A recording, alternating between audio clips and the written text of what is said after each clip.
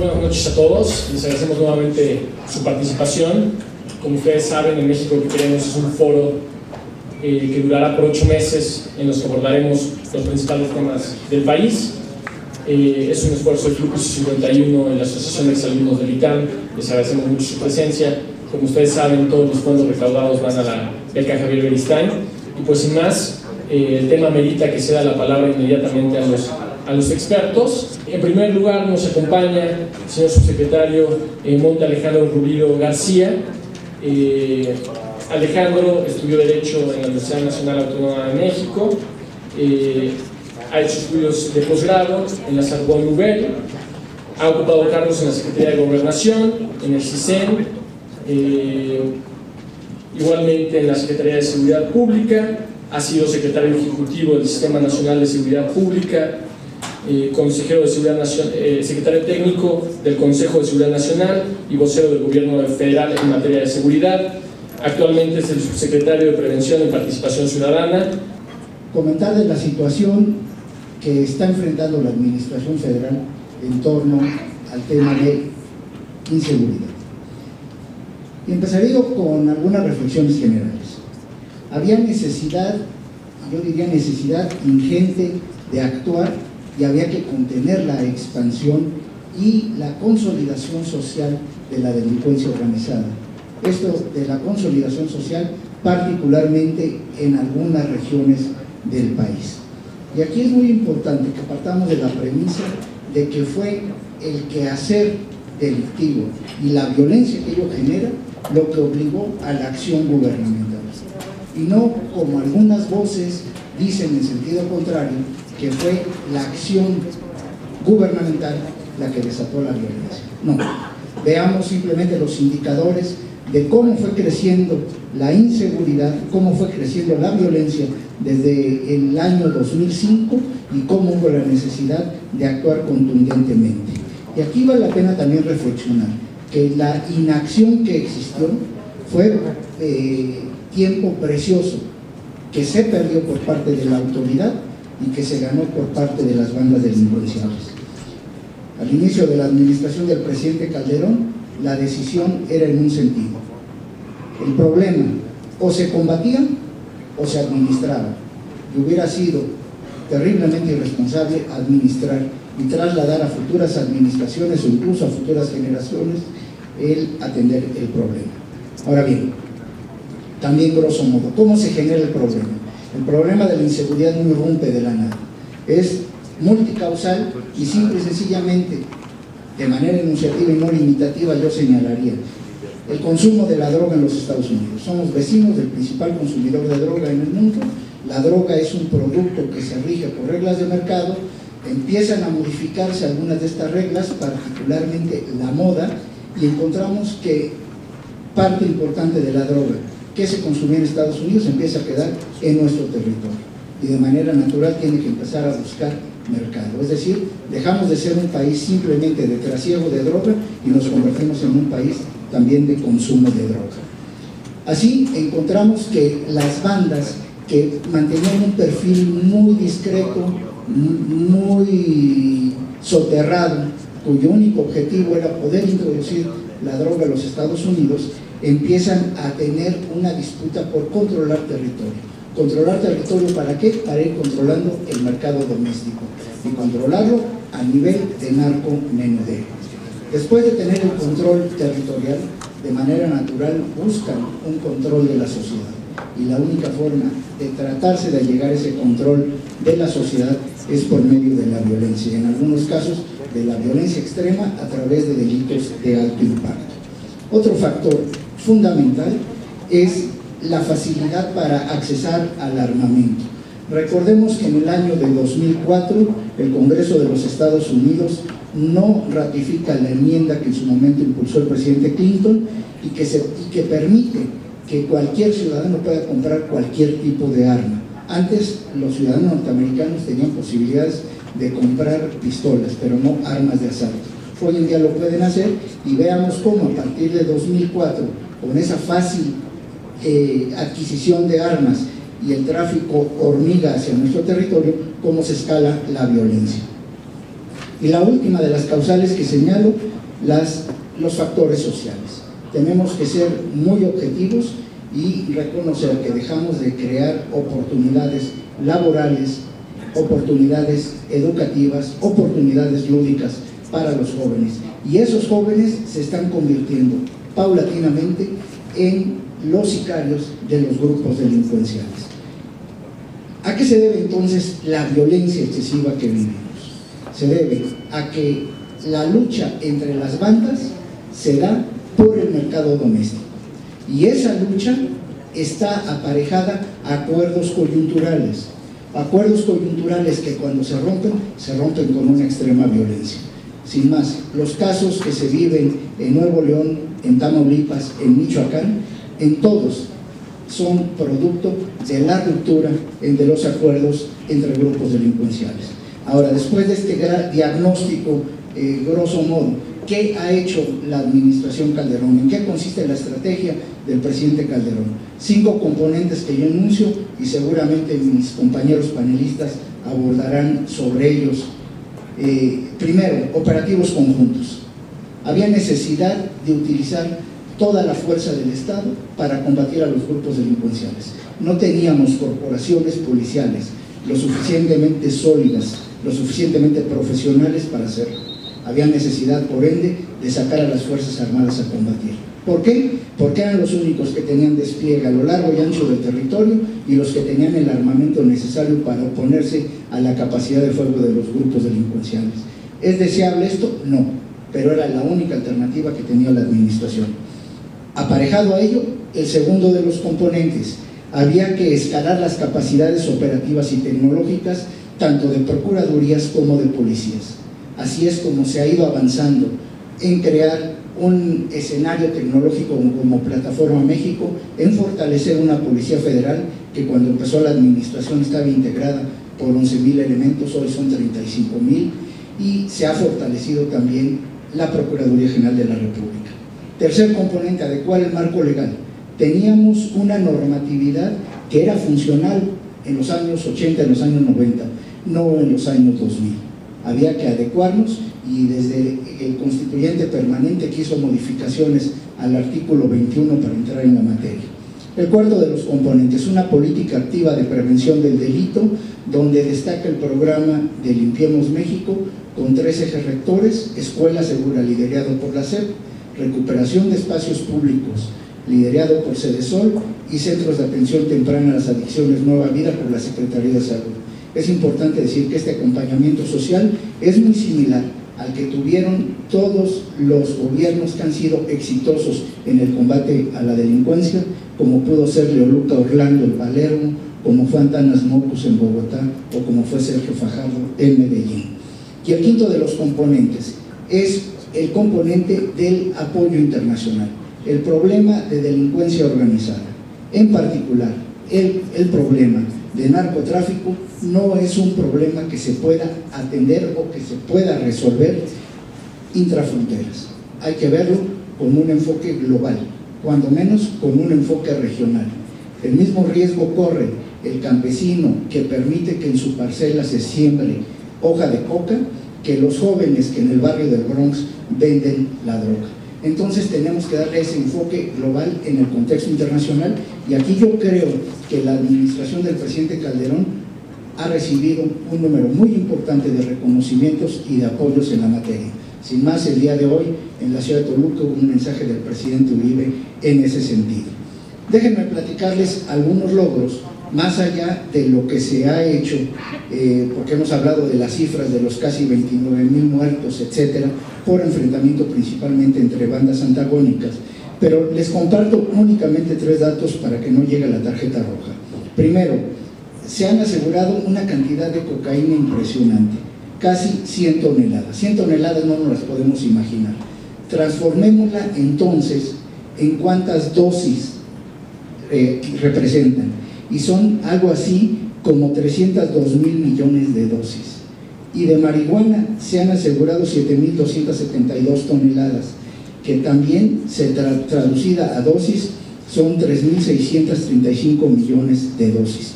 En armas hemos quitado casi 90,000 armas, más de 9 millones de tiros útiles y hemos asegurado casi 500 aeronaves. Grosso modo, esta es la situación que se está viviendo hoy en día en el país y podemos estar ciertos de que vamos por el camino correcto, que es una batalla de muy largo aliento, no habrá resultados en el corto plazo y la batalla seguirá siendo cruenta, desafortunadamente. Muchas gracias. Es el turno del maestro Sergio Ferragut.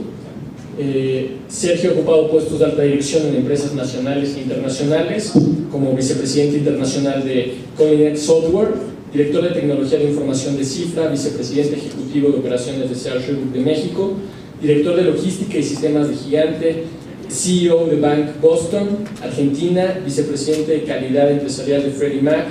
Recientemente fungió como titular de la Coordinación de Planeación, Desarrollo e Innovación Institucional de la Procuraduría General de la República. Actualmente es catedrático del Instituto Tecnológico Autónomo de México en la Maestría de Tecnologías de la Información, donde imparte la materia de transformación de negocios. Sergio también es ingeniero por el MIT y cuenta con un MBA por la Universidad de Stanford. Es autor del libro Una pesadilla silenciada, la esencia y el desafío de las drogas ilícitas. Por favor, Sergio. Los narcotraficantes, particularmente los narcotraficantes mexicanos, son mentes muy poderosos. ¿Por qué son poderosos? Esta lámina que les estoy mostrando muestra unos datos de la naturaleza del negocio. Básicamente el margen de utilidad bruta de la heroína es 98%, el margen de utilidad bruta de la cocaína es 99%, y ahí se van todos estos relaciones de costos con los márgenes de utilidad. Este es el dinero con que cuentan los narcotraficantes para producir la droga y transportarla. La diferencia es lo que le pagan a los agricultores por la materia prima o lo que pagan a por los precursores químicos en el caso de las drogas sintéticas. Esto se inició en 1914 con la ley Hamilton en Estados Unidos, donde por primera vez se le prohibió a los ciudadanos norteamericanos introducir las sustancias de su elección en su cuerpo. A partir de eso, después vino la declaración de guerra contra las drogas en 1971 por el presidente Nixon. A eso le siguieron una serie de convenios internacionales que convirtieron la prohibición en un tema internacional, y la delincuencia organizada se hizo cargo de promover y atender la demanda de drogas. Este es un negocio mundial que por lo menos asciende a 320.000 millones de dólares. Esa es la cifra conservadora. Si a la mayoría de ustedes no le tengo que explicar las leyes de la oferta y la demanda, pero si ven este punto acá, este punto A, donde la ley de la demanda, la curva de la demanda 1 se cruza con la oferta 1, si intensificamos la lucha contra los narcotraficantes, lo cual apoyo, pues nos desplazamos la curva de oferta y se oferta menos cantidad de drogas a precios más altos. Eso puede decir que los narcotraficantes pueden estar ganando más dinero. ¿Qué pasó en Colombia? Sí, en Colombia estábamos en el punto B en el año 1993, donde había 4 cárteles de la droga dominando el negocio. Se destruyeron esos cárteles con la muerte, entre otros eventos, la muerte de Pablo Escobar en 1993, y se generaron posiblemente 100 mini-emprendimientos. Cambió la curva de la oferta y hoy día se produce más cocaína a precios más baratos que hace 15 años. Esta es la situación de los datos de la cocaína en el año, en el año 94 se produjeron 891 toneladas entre Colombia, Perú y Bolivia. En el año 2008 se producían 845 toneladas, solo 5% menos. Colombia, después de la muerte de Pablo Escobar, más que duplicó la producción de cocaína. El mercado americano, como decía el colega, el subsecretario de Seguridad, mercado americano, la demanda en Estados Unidos es lo que impulsa el negocio de los narcos mexicanos, y este mercado es del orden de 125.000 millones de dólares. Cifra que proviene de los datos de las Naciones Unidas, pero que el gobierno americano por alguna razón insiste en que el mercado es la mitad de ese. Lleva 20 años diciéndonos que el mercado es solo de 65.000 millones de dólares, cuando todo parece indicar las cifras oficiales de las Naciones Unidas que el mercado es de 125.000 millones de dólares. Este es el mercado al cual surten los cárteles mexicanos de la droga. De ese dinero, según un informe que se fue publicado en mayo por el periódico Reforma, reflejando un informe del gobierno de la Oficina de Aduanas de Estados Unidos, se supone que se estima que a México llegan entre 19.000 y 29.000 millones de dólares de ese negocio de la droga en Estados Unidos. En mi libro yo tengo calculado que es entre 22.000 y 27.000 millones de dólares los que llegan a México. Eso es mucho dinero. Y el dinero da poder, mucho dinero da mucho poder, poder para comprar equipos de transporte, tecnología, los armamentos que mencionábamos hace un momento, y voluntades, sobre todo voluntades. 27.000 millones de dólares es casi el 3% del Producto Interno Bruto de México y es aproximadamente 50 veces lo que aporta Iniciativa Mérida al combate al narcotráfico cada año. Y este poder económico se deriva en poder político. ¿Qué hacemos? ¿Cuáles son las opciones? En el libro analizamos un espectro de soluciones. Uno es tolerancia cero. Este es un esquema que ha funcionado. Mao Zedong lo aplicó en la China a fines de los 1940, principios de los 1950. Fusiló a todos los narcotraficantes y sometió a todos los adictos al opio a tratamientos forzados. Tolerancia al consumo. El mejor ejemplo es Portugal. Portugal en el año 2001 despenalizó el consumo de todas las drogas. Entonces, los resultados ahí están, el tiempo nos está superando. La legalización liberal es un tema que equivale a la situación que existía en el mundo a principios del siglo XX, donde había una promoción del consumo del opio por parte de los poderes coloniales y la despenalización y control. Si nosotros analizamos cada una de estas opciones, vemos y asignamos una serie de índices. Aquí las flechas hacia abajo dicen que el índice baja, las flechas hacia arriba dicen que sube, pero lo verde mejora, lo rojo empeora, lo amarillo queda igual. Si analizamos esta lámina, lo que vemos es que todas estas opciones nos presentan con una serie de desafíos, pero la que aparentemente presenta mejores oportunidades es la de despenalización, regulación y control de todas las drogas. La tarea es sencilla, ¿no? Es como conectar 9 puntos con 4 líneas rectas sin levantar el lápiz. La mayoría de nosotros caemos en el error de hacer esto y no logramos conectar los 9 puntos. En realidad, tenemos que salirnos de esa caja y buscar un camino diferente para poder conectar los 9 puntos con 4 líneas rectas sin levantar el lápiz.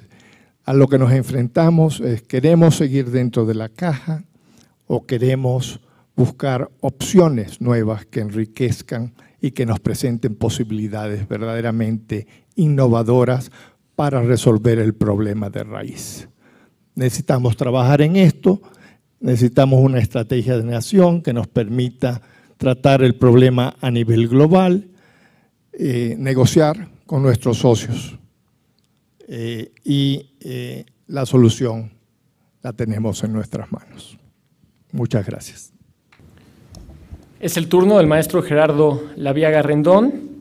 Gerardo es abogado por la Escuela Libre de Derecho, tiene estudios de posgrado en la Universidad de Londres, maestría en Derechos Humanos por la Universidad Iberoamericana, candidato a doctor por la Universidad Nacional Autónoma de México. Ha ocupado diversos cargos como director general de Prevención del Delito y Servicios a la Comunidad en la PGR, director general de Prevención al Delito en la Procuraduría General de Justicia del Distrito Federal, director general de Comunicación Social en la Suprema Corte de Justicia. Desde agosto del 2001 es el director general del Instituto Nacional de Ciencias Penales. Es catedrático en diversas universidades, la Universidad La Salle, en el ITAM, en la Universidad Iberoamericana. Es miembro del Ilustre y Nacional Colegio de Abogados de México, tiene diversas publicaciones en la materia y diversas distinciones por mérito académico, periodístico y de investigación. Le damos la palabra, maestro Laviaga, por favor. Voy a aprovechar mi ventaja comparativa. Cada uno de los compañeros del panel habla desde su perspectiva. Yo quiero hacerles una invitación a una breve reflexión. ¿Qué hace eficaz a una policía? ¿Cuál es la diferencia entre un cuerpo policíaco eficaz y uno que no lo es? La preparación, la honestidad, el servicio de carrera. Lo que yo creo, y lo digo después de hablar con una gran cantidad de jefes policíacos de todo el mundo, lo que yo creo que distingue a una buena policía de una que no lo es que la primera, la eficaz, tiene permanente contacto con la sociedad civil. Tendrás que perdonarme como subdirector del CISEN, pero no creo que el mejor servicio de inteligencia, el más sofisticado, el más afinado del mundo, pueda ser mejor que una sociedad civil a la hora de denunciar el delito. Y cuando la gente confía en sus autoridades, la gente habla y dice, oiga, señor policía, ahí están vendiendo droga, ahí llevan secuestrados, ahí están los secuestrados, ahí están falsificando dinero. Y en la medida en que la policía tenga esta información, que no se la van a dar ni los mejores sistemas de grabación, ni los mejores sistemas de agentes infiltrados, ni las mejores cantidades que se paguen a testigos, lo que le puede decir la sociedad es lo que va a distinguir a esta policía, y esta policía va a poder actuar con rapidez y con resultados para esa sociedad. Pero para que haya esta comunicación con la sociedad civil, es fundamental que haya confianza en las autoridades. Y esa crisis de confianza es la primera que tenemos que remontar. Si no la remontamos, de nada nos van a servir, Monte Alejandro, los máximos operativos, o las mejores prisiones, o los jueces mejor pagados. Y en ese sentido, si algo puede ayudarnos es, perdón que jale agua para mi molino, tener un sistema penal acusatorio transparente. Es una pequeña puntita, es un pequeño ladrillo al gran muro, se requieren muchísimas cosas. En mi pequeño espacio voy a hablar de la importancia de tener un sistema transparente. Si algo me da terror a mí como abogado penalista y a toda la gente que yo conozco, es caer en los pantanos alucinantes del sistema penal mexicano. Nadie sabe cómo, nadie sabe si sale, si no sale. Es como meter una mano a una caja y puede haber un diamante, puede haber una víbora venenosa, no sabemos qué hay. De pronto tú mañana puedes estar en prisión, aparece alguien que dice que tú eres socio del Chapo y vas a la cárcel y te estás ahí 4 años. O de pronto puedes cometer el delito más vil y algo pasó y al día siguiente sales y nadie sabe ni qué pasó. Y los jueces usan un lenguaje verdaderamente complicado, confuso, de acuerdo al artículo 32, fracción segunda, párrafo 2, versículo 8, comparado con la jurisprudencia 94 y con este modelo, y la gente sale, y esto irrita a la gente. Y esto hace que la sociedad no tenga confianza en las autoridades. Y pongo un ejemplo muy claro, le ruego que me refuten si estoy equivocado. Las indígenas queretanas. un juez dice, estas señoras secuestraron a 6 AFIS. Bueno, bien, si lo hicieron deben estar en prisión. Poco después, bueno, unos años después, la Corte dice, están libres. Yo como ciudadano me siento profundamente frustrado porque nadie me explicó nada. Si las señoras eran secuestradoras, tienen que estar en prisión. ¿Por qué la Corte las dejó ir? O sea, es una Corte que estaba echando mano de la demagogia para dejar ir a la gente. Si las señoras eran inocentes, el juez que las condenó debe estar destituido, debe estar en la cárcel o enfrentando un proceso penal. Nada de esto ha pasado. Y yo como sociedad digo, ¿qué miedo me da esto? Y esto genera que yo no confíe en mi policía y que si de pronto yo veo que ahí están secuestrando gente, pues yo no hablo, no que hable otro, capaz que ahí me clavan, ahí no, yo no participo. Por eso me parece que el sistema penal acusatorio que ha promovido el presidente Calderón en la iniciativa de 2008, por eso me parece que el hecho de que un juez, como lo dice el artículo 17 de la Constitución, tenga que explicar públicamente sus sentencias, es un puntal fundamental para ventilar nuestro anquilosado, viejo y pavoroso sistema penal. Tenemos que dividir facultades y los juicios orales a mí me encantan por eso, con todos sus problemas, con todas sus dificultades, con todo lo que implica enfrentar, incluso los costos, un juicio penal, oral y público. Señores, tenemos que enfrentarlo. Porque en el juicio penal yo me voy a dar cuenta si el juez es corrupto o no es corrupto. Si yo soy juez y ahí me dieron una lana enorme para dejar libre al sujeto, ¿cómo lo justifico delante de todos ustedes? Señor juez, pero todos vimos que el señor apuñaleó a su madre. Ya no puede ser que quede libre, todos lo vieron. Si yo soy un policía corrupto, ante la necesidad de hablar en público y de explicar cómo obtuve este dato, pues tengo que irme por la derecha. Si yo soy agente del MP, tengo que probar los hechos y el juez ante estos hechos tiene que dictar una sentencia acusatoria, si es que la hay. Pero para eso requiero información, para eso requiero participación ciudadana y es justamente el bien más escaso que tenemos para enfrentar esta crisis. El sistema de la reforma penal, hacia un sistema penal acusatorio, donde haya conciliación, donde haya juicios públicos orales, donde los juicios expliquen sus sentencias en público, no pretende abatir la inseguridad de la noche a la mañana. Me decía un ministro de la Corte, son babosadas esas. ¿Usted cree que con este sistema oral se va a acabar la delincuencia? Evidentemente no, pero sí se va a crear una ventana que va a brindar confianza a la sociedad civil. Y cuando la sociedad civil ve que ese juez es corrupto, que ese agente del MP es incompetente, que ese policía está diciendo condénalo, señor juez, pero no está aportando pruebas, es mucho más fácil que colabore. A mí me asusta ver que hay sujetos detenidos y es que un testigo dice que usted era socio del narcotraficante, que usted recibió 1,000 millones. ¿Y quién? No le podemos decir. Ah, caramba, eso me da pavor. Eso me da pavor. Porque tú o yo o cualquiera de nosotros mañana podemos estar en prisión. Si el sistema no es transparente, si no tenemos el coraje de ventilar las instituciones de procuración y administración de justicia, esto no va a avanzar demasiado. Me parece, pues, que además de tener una policía fuerte, como la que ha descrito Monte Alejandro, de tener diagnósticos claros sobre el mercado de drogas, como lo ha señalado Sergio, y de llevar a cabo todas las medidas que van a sugerir quienes me seguirán en el uso de la palabra, tenemos que tener un sistema penal ágil, transparente y público. No los abrumo y les agradezco mucho su atención. Gracias. Es el turno del maestro Alejandro Sebastián Ope Pinzón. Él es licenciado en Historia por la Universidad de Pensilvania, maestro en Ciencia Política por la Universidad de Princeton. El licenciado Ope ha sido socio del grupo de consultoría GEA, en el que desempeñó el cargo de director de análisis político. Ha sido funcionario de diversas agencias de gobierno, incluyendo Banobras, auxiliar en el Senado, en el que ha tenido una labor muy importante en materia legislativa, en temas de seguridad, de reforma política. Ha laborado en la Oficina de Presidencia de la República como asesor de seguridad nacional. En el sector privado se destaca como columnista especializado en estos temas. Adelante, Alejandro. Quisiera presentarles dos cosas en estos 10 minutos que tengo. Uno es lo que llamo un poco la historia invisible de esta guerra contra la delincuencia organizada, que en parte tiene que ver lo que ya mencionó el maestro Ferragut previamente, y segundo, hacer un par de pronósticos tentativos para el mediano plazo. Esta es una historia que no empieza en México, en muchos sentidos, empieza en los Andes, empieza con una escasez relativa de cocaína y de producción potencial de cocaína en los Andes. En 2008, una caída sustancial, particularmente en Colombia, donde cae 170 toneladas de producción potencial de un año para el otro. Y se da también un momento en que hay una serie de decomisos particularmente espectaculares en México. En 2007 se decomisan 47 toneladas de cocaína, que es prácticamente un récord histórico.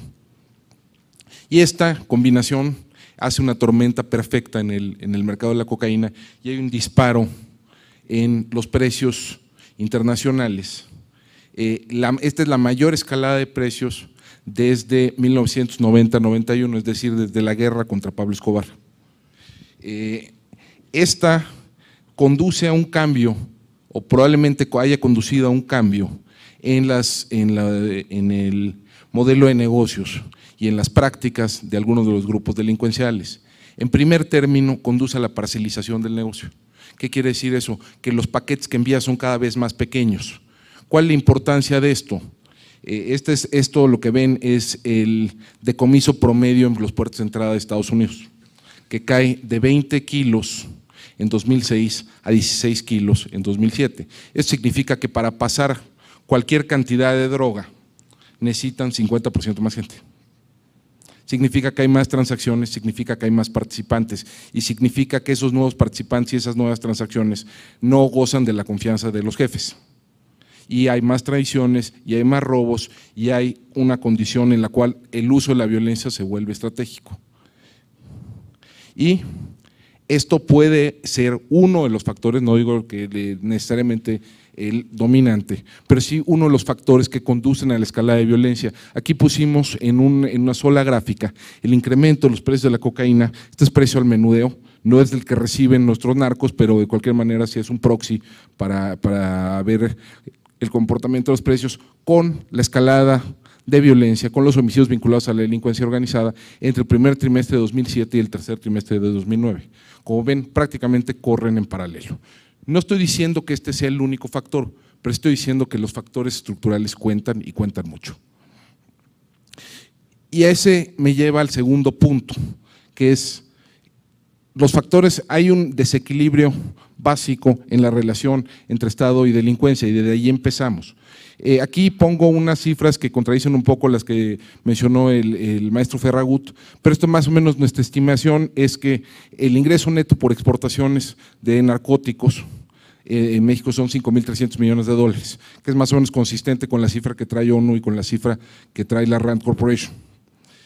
Esto, digo, nada más se los puse aquí por diversión. Esto es más o menos en términos de exportaciones por droga, por cada droga.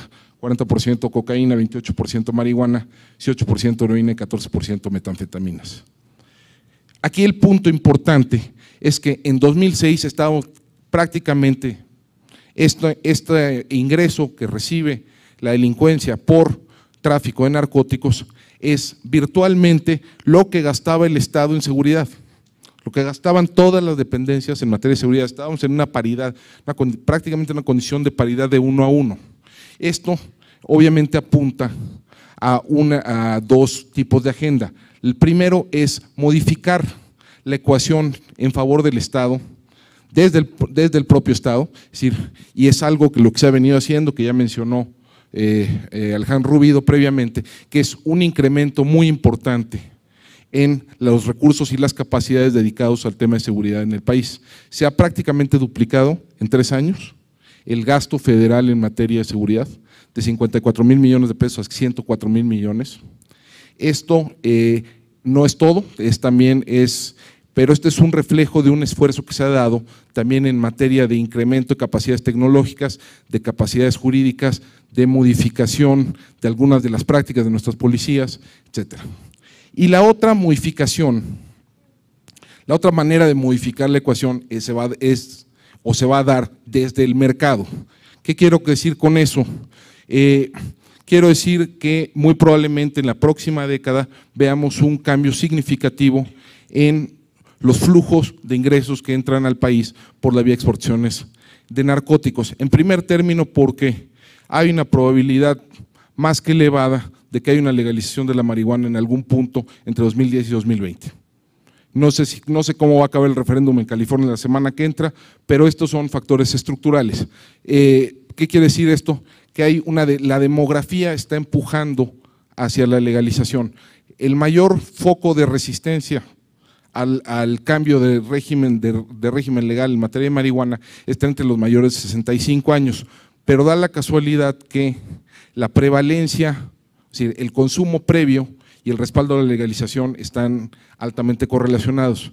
Y estamos justo, aquí les puse una gráfica, estamos justo en el momento en que va a empezar a explotar la prevalencia entre los mayores de 65 años. ¿Por qué? Pues porque llega los Flower Power llegan a los 65 años justamente en este año. Y un segundo elemento también de esta modificación de la ecuación desde el mercado es que en 25 años hay una trayectoria de largo plazo de disminución de los precios de los narcóticos. En el caso de la cocaína hay una reducción de 85% en términos reales ajustados por pureza, de 1982 a 2007. Ahorita con el brinco que hemos tenido de 2007 a la fecha se nos ha regresado un poquito, pero seguimos estando 70-75% abajo de donde estábamos en 1982. Para darles el orden de magnitud, en 1982 un gramo de cocaína valía $600 de 2007, hoy vale 189. Aquí el punto es que vamos y estamos avanzando en dos direcciones. Vamos a tener, eso se los puedo asegurar, una ampliación sustancial de las capacidades del Estado, no solo por los esfuerzos que se hacen en esta administración, sino porque esto ya se ha vuelto parte de un consenso que atraviesa todas las fuerzas políticas del país. Este incremento en los recursos dedicados a seguridad se ha venido repitiendo presupuesto tras presupuesto tras presupuesto y no es controversial. El segundo es que sí vamos a tener una reducción sustancial del ingreso de la delincuencia organizada, al menos por tráfico de narcóticos. El reto es cómo administramos esta transición. En particular es cómo administramos la violencia, cómo la mitigamos, cómo la contenemos en el proceso en el que se va moviendo la ecuación en la dirección de la autoridad y del Estado. Yo con esto me detengo y les agradezco nuevamente la oportunidad de hablar con ustedes. Es el turno del doctor Eduardo Guerrero. Eduardo, por su formación y experiencia, se especializa en temas de transparencia, de seguridad y profesionalización del servicio público. Eduardo realizó estudios de Administración Pública y Ciencia Política a nivel licenciatura, maestría y doctorado en el Colegio de México, en la Universidad de Delaware y en la Universidad de Chicago, respectivamente. Eduardo ha desempeñado puestos directivos en la Secretaría de Desarrollo Social, en el IFAI, en el Instituto Federal Electoral, ha sido asesor en la Oficina de Presidencia de la República, en el Centro de Investigación de Seguridad Nacional, en la Cámara de Diputados. Actualmente Eduardo se desempeña como socio de la firma Lantia Consultores, es presidente de la Asociación Mexicana de Exbecarios Fulbright García Robles y colabora en estos temas con la revista Nexos. Muchas gracias, Eduardo. Bueno, pues nos reúne este tema polémico que quizás ocupa el centro de la discusión nacional hoy, que es el tema de la seguridad y de la violencia.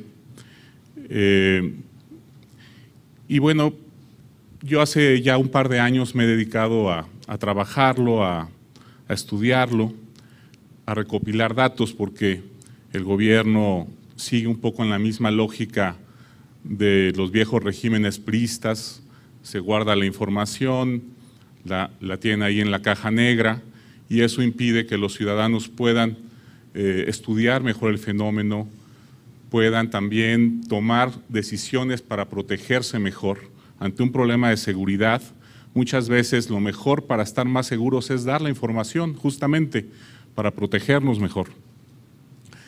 Y como tenemos este tiempo tan reducido, yo lo que voy a hacer es trazar así a grandes rasgos cómo veo la situación y yo me he esforzado por tener una situación equilibrada, en donde me parece que el gobierno sin duda tiene varios puntos a su favor, pero también teniendo una oposición crítica en donde yo creo que el gobierno actual claramente se ha equivocado, ¿no?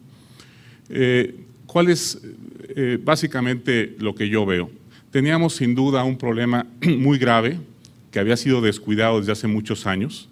Se fue acumulando en los años recientes, el problema de crimen organizado no fue atendido, no sopesamos el problema como deberíamos, se agravó, y cuando el presidente actual tomó posesión, se dio cuenta, porque los gobernadores, varios gobernadores, entre ellos el gobernador de Michoacán, que quizás era el más preocupado en 2006, porque en 2006 Michoacán fue el estado más violento del país, se le acercó y le dijo: señor presidente, tengo un estado en donde ya no se puede transitar libremente, hay retenes del crimen organizado que impiden que los propios funcionarios del gobierno estatal transiten entre los municipios del estado. Entonces, me parece que el gobierno optó con mucho valor y con mucha visión y con mucha sensibilidad por dar la guerra contra el narco, pero me parece que no hizo una pausa para examinar el tamaño del reto que estaba enfrentando, la capacidad de violencia que tenían estos señores, su capacidad para corromper funcionarios, y sin un diagnóstico claro se lanzó a una lucha que ahora le está resultando muy cara al país y le está resultando en un costo de vidas aterrador. Los muertos por esta violencia contra el crimen organizado van creciendo exponencialmente, aunque es cierto que con Fox ya teníamos problemas de ejecuciones. Durante todo el sexenio de Fox, las ejecuciones oscilaron entre 1,000 ejecutados y 2,400 ejecutados anuales del periodo de 2001 a 2006. En 2007 tuvimos alrededor de 3,000 ejecuciones, pero en 2008 se nos disparó ya con 6,000, entre 6,000 y 7,000, y ahora tenemos que este año posiblemente tengamos alrededor de 12,000 ejecuciones. O sea, en este sexenio claramente hubo algo que pasó, hubo algo de la acción del gobierno que hizo explotar la violencia como nunca antes, y me parece que ahí reside un gran error del gobierno y de su estrategia. Efectivamente, se han decomisado muchas drogas, pero nada excepcional. La tendencia de decomisos sigue siendo la misma que el sexenio pasado. De hecho, ha habido caídas significativas en los decomisos de marihuana y también de erradicación de plantíos de marihuana. Ahí estamos cayendo.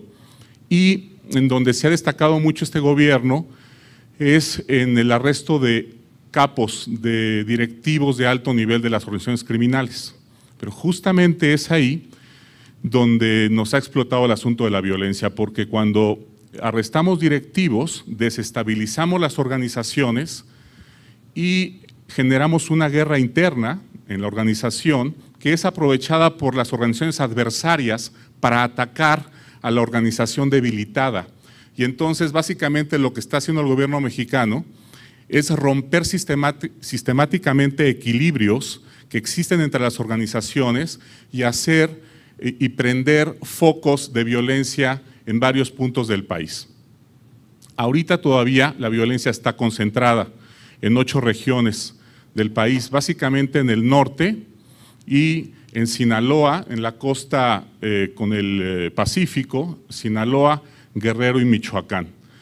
Pero si continuamos con una estrategia de este tipo, de modo indiscriminado, corremos el riesgo de que tengamos en los próximos años más focos de violencia. Entonces, aquí un primer punto que hay que subrayar es, cuando no se trata de que no arrestemos a capos, obviamente esa no es la receta. La receta es que las capacidades del Estado se dirijan de manera estratégica a hacer arrestos que efectivamente, ahorita que desarticulen la organización criminal, pero que también ahorita ya disminuyan la violencia. ¿Cuáles son ese tipo de arrestos? Y esto lo desprendo del análisis que yo he hecho. Si arrestamos jefes de sicarios, le pegamos a la violencia disminuye. Si decomisamos armas y dinero, también la violencia disminuye. Pero si decomisamos droga o arrestamos a directivos de muy alto nivel, disparamos la violencia. Entonces me parece que ahora necesitamos una estrategia mucho más selectiva, en donde ya no solamente vamos a combatir a la organización criminal, sino también tenemos que combatir y que el grado de violencia que hay. Tenemos que estabilizar la violencia y, si se puede, tratar de disminuirla. Es justamente aquí donde yo entraría a un poco a la interrogante que planteó Alejandro Ope. ¿Qué vamos a hacer si los factores estructurales están anunciando que la violencia mexicana y la criminalidad va a tender a descender, digamos, en 8 o 10 años? ¿Qué vamos a hacer para administrar la violencia en estos años siguientes? Y aquí creo que tenemos mucho que aprender de muchos programas antiviolencia que existen en Estados Unidos, que existieron desde los 60s. Los americanos han implementado muchos programas antiviolencia, unos exitosos, otros han tenido grandes fracasos, pero aprender justamente de los exitosos en Los Ángeles, en Boston, en Chicago, aprender de cosas que ya están haciendo en América Latina. Ahorita tenemos en Brasil a una muy exitosa policía pacificadora que ha disminuido abruptamente la violencia en las favelas brasileñas, y tenemos también casos muy exitosos, por ejemplo, en Guayaquil, en un barrio que se llama Barrio de la Paz, en donde también se han echado a andar programas antiviolencia exitosos. Esto solamente para quedarme en el continente americano. También tenemos casos muy exitosos de programas antiviolencia en Europa, sobre todo en Rusia, y también en Italia, en Palermo. Entonces, me parece que podríamos retomar esas experiencias, adaptarlas al caso mexicano y darle un bajón a la violencia. ¿En qué consisten básicamente estos programas? ¿Cuáles son los principios de acción? Recientemente, un especialista lo sintetizó en un libro maravilloso. El especialista es Mark Clayman, y el libro se llama When Brute Force Fails. Y básicamente son tres principios. El primero es que el gobierno debe alinear sus fuerzas hacia objetivos muy claros de violencia. Aquí en México tenemos la ventaja de que está concentrada la violencia en 8 puntos del país, en 8 clusters municipales. Entonces, tenemos que concentrar los esfuerzos en estos clusters, enfocándonos justamente en el arresto, y aquí es muy importante lo que mencionaba Gerardo Laviaga. Tenemos que ir tras estos multihomicidas, tras estos jefes de sicarios, y tenemos que ser muy eficaces para meterlos a la cárcel, para, digamos, sacarlos de este juego de la violencia, porque ellos son los generadores, los productores profesionales de violencia. El segundo principio es que el castigo sea muy rápido, muy eficaz. Se trata de castigar rápidamente, justamente sin toda esta burocracia del sistema penal que lo hace muy ineficaz y que genera una gran impunidad. Y ya para terminar, y aquí también lo que dijo Gerardo es muy relevante, la policía tiene que tener una comunicación muy directa con la comunidad. Es fundamental que haya esta comunicación, tanto que las autoridades comuniquen a la sociedad y a los criminales que no van a ser tolerados ciertos delitos como homicidio, extorsión y secuestro, y también que cuenten con el apoyo de la sociedad para detectar a los violentos. Gracias. Coordinador de los diplomados en Seguridad Nacional y Gobernabilidad y Seguridad Pública en la Facultad de Ciencias Políticas y Sociales. Tiene estudios de doctorado en Sociología del Derecho en Italia. Tiene una residencia de investigación postdoctoral en el Instituto de Estudios Políticos de París. Conferenciante y asesor en el Colegio de Defensa Nacional de la Secretaría de la Defensa Nacional, profesor en el Centro de Estudios Superiores Navales de la Secretaría de Marina Armada de México, conferenciante en el Center for Hemispheric Defense Studies de la National Defense University del Departamento de Defensa de los Estados Unidos, en el Center for Strategic and International Studies en el Instituto de Altos Estudios de Defensa Nacional en Francia, egresado del curso en Estrategias y Políticas de Defensa del Center for Hemispheric Defense Studies de la Universidad Nacional de Defensa de los Estados Unidos, subdirector de la Gaceta de Análisis Político, miembro del Consejo Mexicano de Asuntos Internacionales y miembro del Consejo de Estudios para la Paz.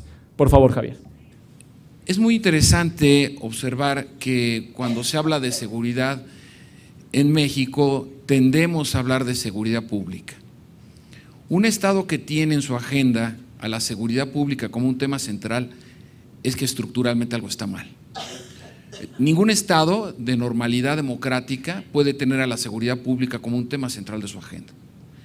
Y esto nos llama a reflexionar en torno a 3 preguntas que me voy a formular en voz alta, que les quiero formular, para que, si es posible y del interés, tratar de responderlas, y si no, por lo menos dejar la inquietud.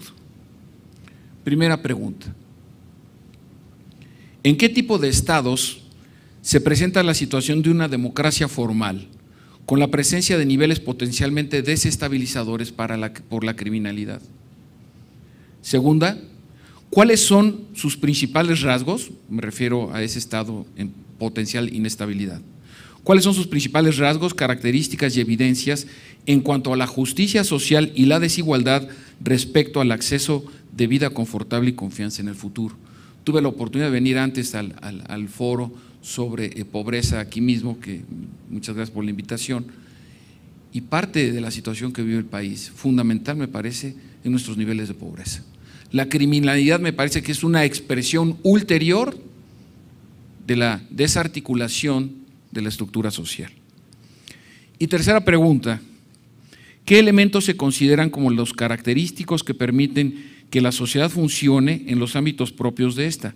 Es decir, las prácticas cotidianas que no requieren en primera instancia la aplicación o observancia de la ley. Por ejemplo, ser puntual. Por ejemplo, el buen trato y la cortesía con el vecino.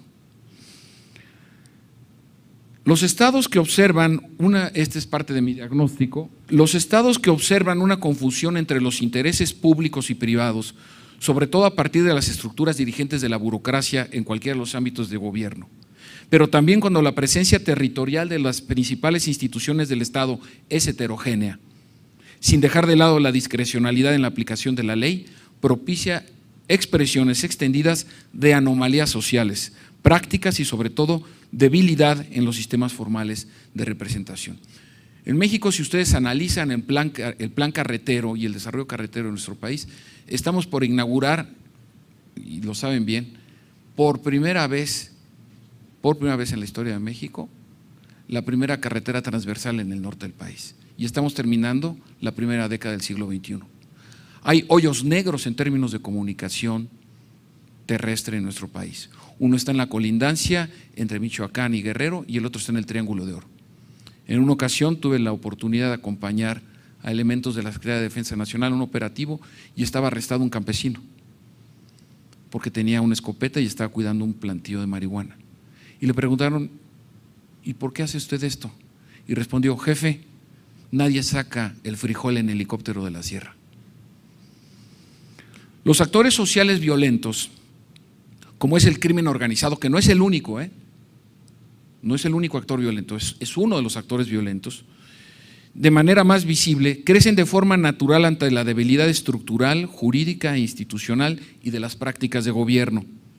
Si bien es cierto que es un reto del Estado, al mismo tiempo lo es de la sociedad y de otras expresiones como lo son principalmente los medios de comunicación y nuestro precario sistema educativo. Por ejemplo, asesinatos de inspectores forestales, amenazas a inspectores en los mercados públicos, presiones laborales sobre policías y jueces, nos refieren a estas medidas violentas y coercitivas sistemáticas.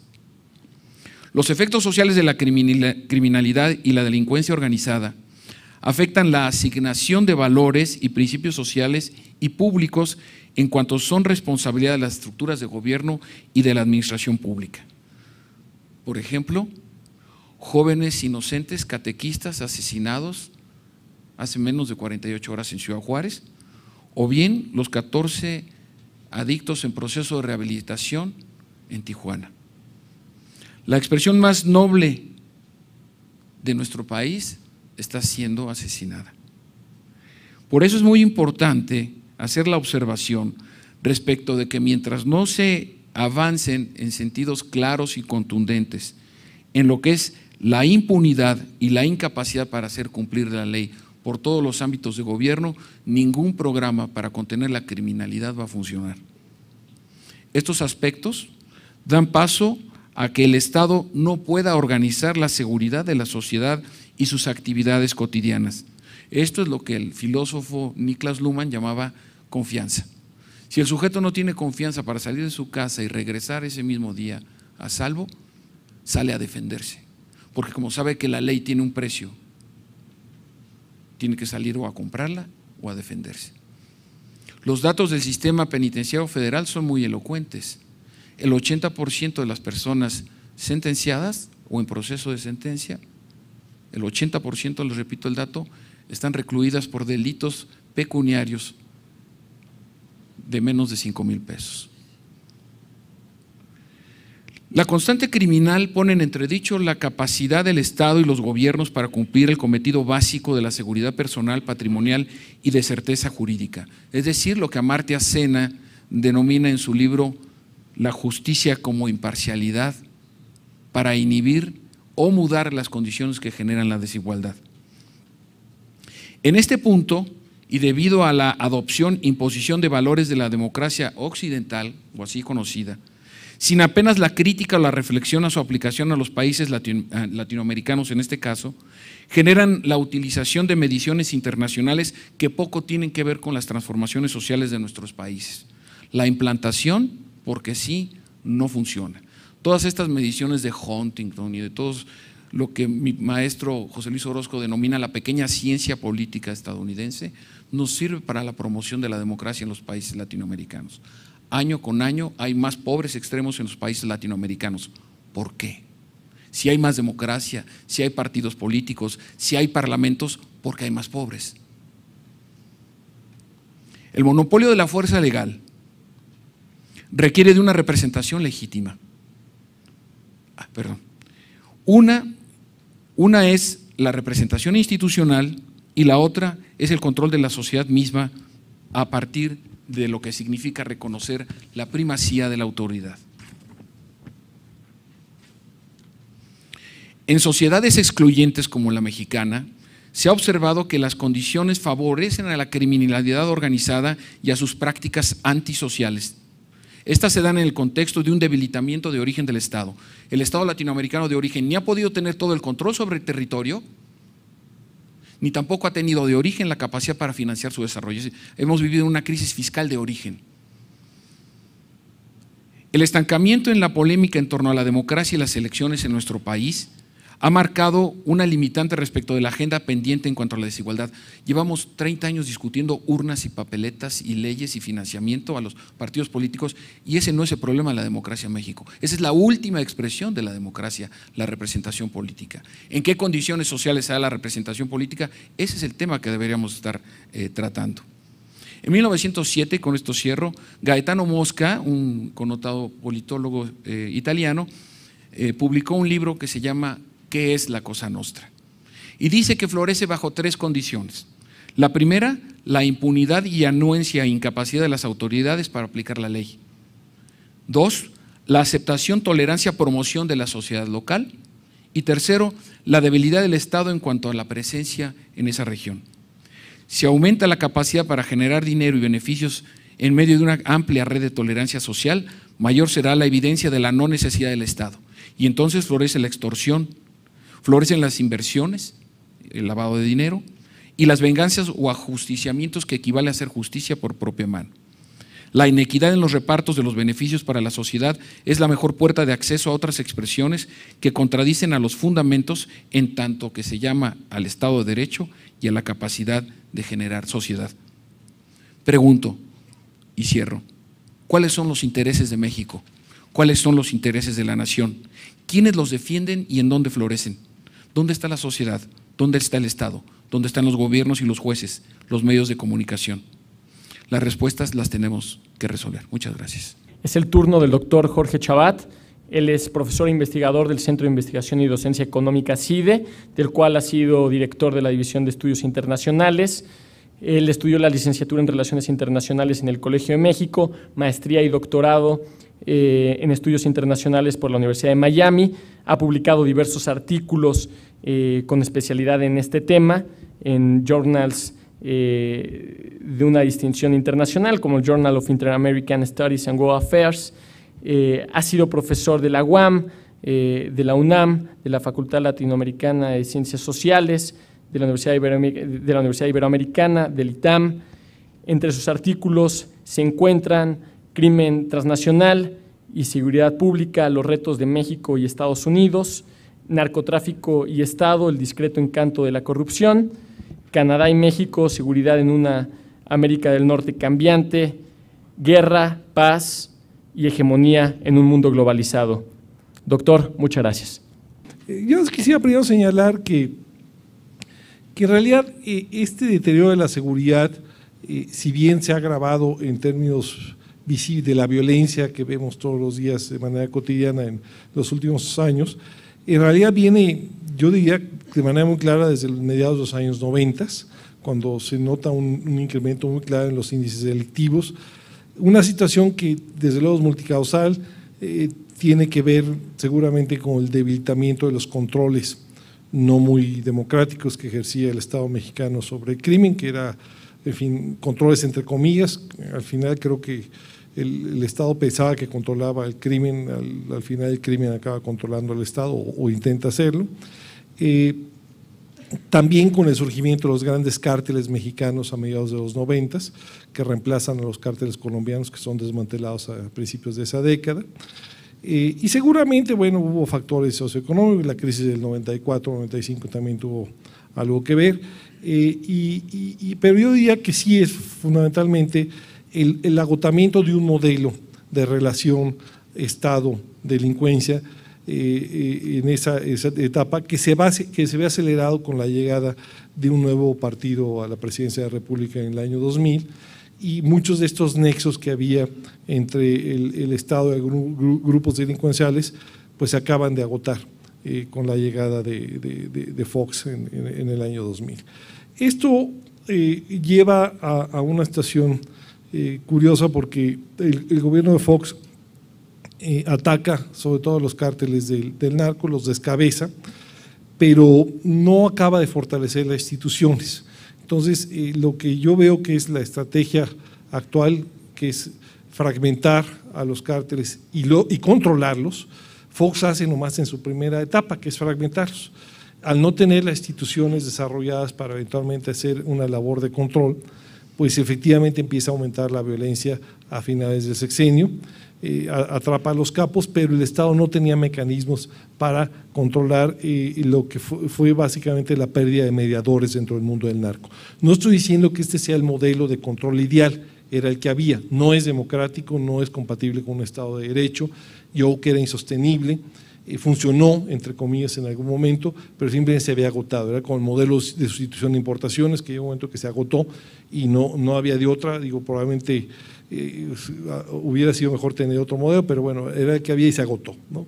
En ese sentido, cuando llega Calderón, era una situación que ya se ha señalado, en que grupos de crimen organizado controlaban partes del territorio y empieza ya la violencia derivada de enfrentamientos entre cárteles. Básicamente inicia con el enfrentamiento entre el cártel de Sinaloa, que ataca al cártel del Golfo por la plaza de Nuevo Laredo, que era quizás pues, la joya de la corona, porque es un punto muy importante de entrada de bienes legales e ilegales a Estados Unidos.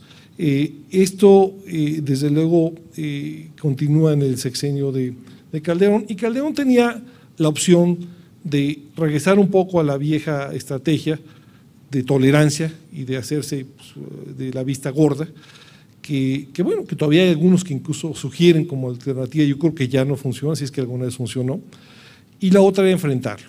¿Con qué? Pues con el Estado que tenía, ¿no? Pues que es el Estado que ya sabemos cuál es, no es Estados Unidos, no son las instituciones, es un Estado muy, muy limitado, y elige pues la opción porque yo creo que no tenía otra, que efectivamente lo ideal no es combatir al crimen organizado con el ejército, no, pues lo ideal es que haya una policía que funcione, un sistema judicial que funcione y un sistema de prisiones que funcione y un país que funcione, pues sí, eso es lo ideal, nomás que no existe, ese es el único pequeño problema, ¿no? Entonces la estrategia de Calderón tiene básicamente 3 patas, estos operativos policíaco-militares que inician en Michoacán, como ya se señaló, que es básicamente para atacar una situación de crisis, digamos, ya había hecho crisis, ya el incendio estaba ahí.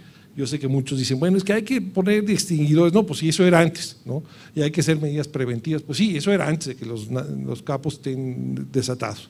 No se hizo, bueno, pues ¿qué haces? Pues los tienes que combatir, digo, no tienes muchas opciones. Yo sé que hay muchos que dicen, es que Calderón usó eso para legitimarse. No, bueno, yo no conozco ningún gobierno que a propósito haga medidas para legitimarse, pues evidentemente, bueno, pues si uno hace bien su chamba se legitima o más o menos bien, ¿no? Yo creo que no tenía otra opción, ahora podemos discutir si se pudo haber hecho mejor o peor, ¿no? La segunda pata son una serie de reformas institucionales que promueve Calderón y que se aprueban a lo largo de 2007-2008, incluso hasta la fecha 2010, que incluyen, entre otras cosas, pues darle más facultades a las policías, sobre todo facultades de investigación, una reforma al sistema de justicia penal que ya hemos hablado, recientemente mayores controles sobre el lavado de dinero, en fin, que son medidas que van a funcionar en el largo plazo. En el corto plazo están los operativos policíaco-militares para apagar el fuego, esto de alguna manera es construir a futuro. Ahora, el largo plazo, pues sí, estamos hablando por lo menos 10 años. O sea, si ustedes pensaban que esto se va a resolver ya, pues no se va a resolver a corto plazo. Y la tercera pata, pues es la cooperación internacional, sobre todo a través de la Amnistía Mérida, que trata de darle un poco de más instrumentos al Estado para hacer esta labor, sobre todo la parte de inteligencia, y también eventualmente colaborar en la construcción institucional, que es la única solución de mediano plazo que pueda haber, al menos mientras siga la prohibición vigente. Si nos salimos de la caja y legalizamos las drogas, pues evidentemente ya no tenemos que hacer todo esto. Ahora, claramente el propósito de esta estrategia es convertir al narcotráfico y básicamente en un problema de seguridad pública en lugar de un problema de seguridad nacional. Esto es, la idea es controlarlo, no acabarlo. Si alguien piensa que con esto se va a acabar el narco, pues no se va a acabar, como no se ha acabado en ninguna parte del mundo. De hecho, quizás parte de los errores del gobierno al inicio es que lo presentó como una estrategia para que las drogas no lleguen a tus hijos. Las drogas van a seguir llegando a quien quiera comprarlas, ¿no? Se trata de que las balas no lleguen a tus hijos, ¿no? Eso es lo importante, ¿sí? Las drogas van a llegar como llegan en Estados Unidos y como llegan en todo el mundo. Lo que pasa es que en Estados Unidos el narco no te genera los problemas de gobernabilidad que se genera aquí por una razón muy simple. Ahí tiene instituciones que sí funcionan, no es porque genéticamente sean mejores que nosotros, tiene instituciones que funcionan. Y esa es de alguna manera la meta de Calderón. Ahora, ¿qué alternativas hay a corto plazo y a mediano plazo? A corto plazo, insisto, o legalizamos, lo cual no va a ocurrir, no es una alternativa viable a corto plazo, o continuamos con esta estrategia que sí genera violencia, que sí genera costos, pues, los vemos, ¿sí? O eventualmente hacemos un pacto con el crimen organizado, lo cual yo lo veo simplemente que es inviable. O sea, si ustedes vieron las declaraciones de la Barbie, este narcotraficante ahí, cuando le preguntaban sobre los Zetas, decían, no, los Zetas son unos mugrosos, no se puede negociar con ellos. Si la Barbie no podía negociar con los Zetas, pues yo no imagino al gobierno mexicano negociando con los Zetas, pues no hay manera, pues ¿qué negocias? ¿No? Pues ahí no tienes margen de maniobra. ¿Y quién garantiza el pacto? Pues quién sabe, pues nadie. En fin, estás en una guerra que no tienes muchas opciones. La otra es legalizar, que no va a ocurrir, desde luego, en el corto plazo. Entonces no te queda más que seguir por este mismo camino, fortalecer instituciones, que no es lo más divertido, que no es lo más espectacular en términos de opinión pública, no, pero pues no hay de otra. Esa es la triste realidad. Y la discusión que se ha planteado en los últimos años es si realmente es un problema de la estrategia. Ojalá y fuera un problema de la estrategia. Yo creo que es un problema más serio, que es un problema estructural. El Estado no tiene instrumentos para enfrentar este problema. Si fuera la estrategia, pues se cambia ya. Yo lo he dicho, es un poco como tratar de hacer un agujero en el piso con una navaja del Swiss Army. Pues por más que le digas, no, pues pégale de lado, mejor pégale, pues no vas a poder. ¿Por qué? Porque no tienes el instrumento. Necesitas una pala, necesitas una excavadora, necesitas un pico. Bueno, no lo tienes. Entonces la opción es construirlo. Y lamentablemente las instituciones pues no se pueden construir de la noche a la mañana, básicamente pues porque no puedo no ir a un mall de San Antonio y deme 500 policías honestos y preparados, pues no hay, no es así, ¿no? Tienes que generarlos, tienes que combatir la corrupción, que básicamente es un problema fundamental, y pues ese es el reto que tiene el Estado mexicano, sobre todo las dos amenazas principales que yo veo, y con esto termino, para que esta estrategia funcione, pues son por un lado la corrupción, que efectivamente si no controlamos la corrupción, todo lo que se haga no va a servir. Si hay algo peor que una policía corrupta y mal equipada, es una policía corrupta y bien equipada, porque si no resolvemos eso, pues le estamos dando armas a los aracanes. Entonces, ese es un problema central, yo espero que se resuelva. Y la otra es un poco también el problema bueno, son dos problemas. El otro es el tema de los derechos humanos, que si no se resuelve eso, va a perder apoyo este combate a la delincuencia organizada. La opción no es dejar de usar a las fuerzas públicas para que no violen derechos humanos. La única opción posible es aplicar la ley sin violar derechos humanos. Que eso es difícil, pues sí es difícil, ¿no? Pero pues no hay de otro. Y el último obstáculo pues tiene que ver también con la opinión pública y la persistencia de la violencia. Si esta continúa, pues va a ser complicado que este esfuerzo se mantenga en los próximos años, pero lamentablemente yo quisiera decirles que hay soluciones, pero pues yo creo que estamos con la opción menos mala, las otras son peores. Gracias. Es el turno del licenciado Orlando Camacho Nacenta. Él es actualmente el director general de la Fundación México SOS, presidida por el licenciado Alejandro Martí. Coordinó el Pacto Ciudadano, Mi Voto por tu Compromiso, con gran difusión y aceptación. Coordina la creación e implementación de los observatorios ciudadanos municipales, que hasta el momento suman 7 en diversas ciudades del país. Coordina la promoción y organización de los foros para dar seguimiento a la reforma constitucional penal, entre otros proyectos. Ha sido director general del Instituto Mexicano para la Excelencia Educativa, organización que ha beneficiado a más de 900,000 personas directamente, entre docentes, directores y padres de familia. Creó e implementó y dirigió el proyecto de Hijos y Padres, en donde se ideó un modelo integral de intervención en la familia. Creador del programa Historias de Todos, que se transmite todos los días en radio, en Radio Centro, del cual ha sido conductor por 4 años. Ha participado en la implementación de programas educativos y formativos, además de la creación de programas y acciones en favor de la inclusión educativa en nuestro país. Es instructor, conferencista, consejero de diversas instituciones y organizaciones. Bienvenido, Orlando. Y yo quisiera leerles, si me lo permiten, algo que hemos recibido, a lo mejor en algún momento ustedes ya lo conocen, pero tal vez nos ayude a empatar en cuál es el sentir que tenemos. Dice así: fui criado con principios morales comunes. Cuando niño, los ladrones tenían la apariencia de ladrones y nuestra única preocupación en relación a la seguridad era que los acomodadores de los cines nos expulsaran debido a los golpes que dábamos en el suelo. Madres, padres, abuelos, tíos, vecinos, profesores, todos eran personas dignas de respeto y consideración. Cuanto más próximos o más viejos, más afecto. Inimaginable responder maleducadamente a policías, maestros, ancianos o a las autoridades. Confiábamos en los adultos porque todos eran padres y madres de todos los muchachos y muchachas de la cuadra, del barrio, de la ciudad. Teníamos miedo apenas de lo oscuro de los filmes de terror, de los sapos. Hoy siento una tristeza infinita por todo lo que perdimos, por todo lo que mis nietos temerán, por el miedo en los ojos de los niños, jóvenes y viejos. Matar a los padres o a los abuelos, violar niños, secuestrar, robar, engañar, poner la trampa. Todo, no importa cuán grave sea, termina en la banalidad de noticias policiales olvidadas después del primer intervalo comercial.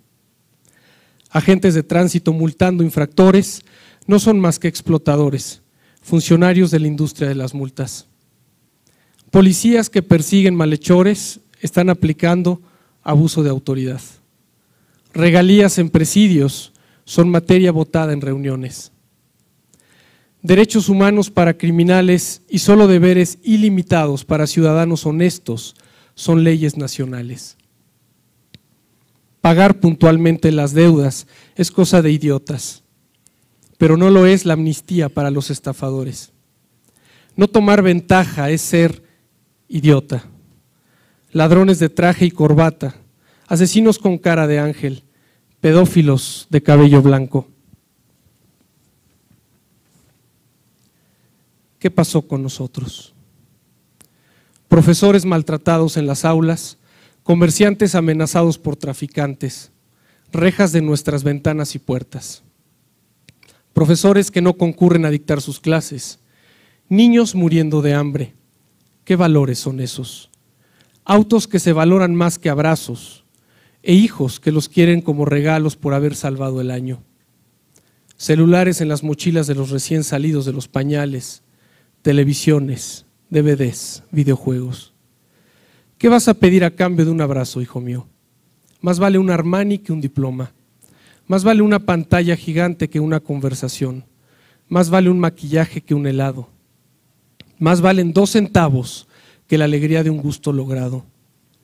¿Qué hogares son esos? Padres ausentes, jóvenes ausentes, hijos en busca de sus padres, droga presente. ¿Cuándo fue que todo desapareció o se hizo ridículo? ¿Cuándo fue que olvidé el nombre de mi vecino? ¿Cuándo fue que miré sin sentir vergüenza a los ojos de quien me pide ropa, comida o calzado? ¿Cuándo fue que empecé a tener miedo cuando un niño se me acerca a pedir una ayuda? ¿Cuándo fue que me cerré? Quiero de vuelta mi dignidad y mi paz. Quiero de vuelta la ley y el orden. Quiero libertad, fraternidad, seguridad. Quiero sacar las rejas de mis ventanas para poder tocar otra vez hacia afuera. Quiero sentarme en el porche o patio de mi casa y tener la puerta abierta en las noches. Quiero la honestidad como motivo de orgullo. Quiero la rectitud de carácter, la cara limpia y la mirada a los ojos. Quiero la vergüenza y la solidaridad.